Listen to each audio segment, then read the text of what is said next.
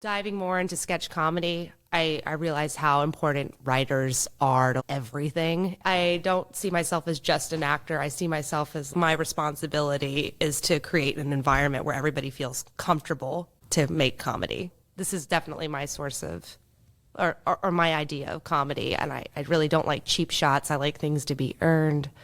I like big payoffs in sketches, and you have like 3 minutes to do it. So how do you make, like the set comfortable? Because I understand you do this with your friends, and I've seen Mike. I haven't met him personally, but he's very funny, and it looks like you guys have a great chemistry, and it looks you create in this free space where you're able to fuck up. Yeah. And improvise, which is great. Yeah, I think it's funny because how I met him was I did like a sketch comedy show, and I was talking to everybody, and they're like, oh, let's do this sketch about this. And I was like, it wasn't like what they were saying wasn't good comedy. It was just like, I don't feel I would do a great job being an actor in that because I don't think I would tell this joke well enough, Mm-hmm. And then I started talking to Micah.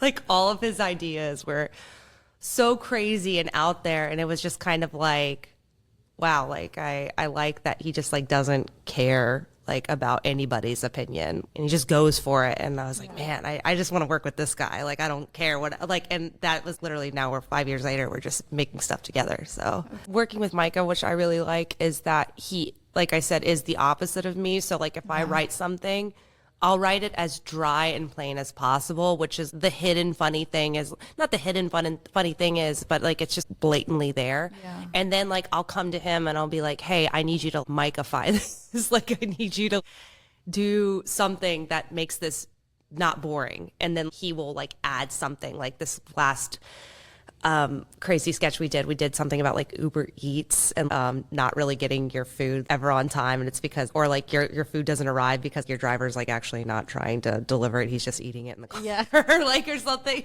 Because sometimes I'll just be like, where the fuck is my food? I just see that he's like circling the block, and then he starts a timer, and it makes my my fat ass get up and have to go downstairs and go get the food.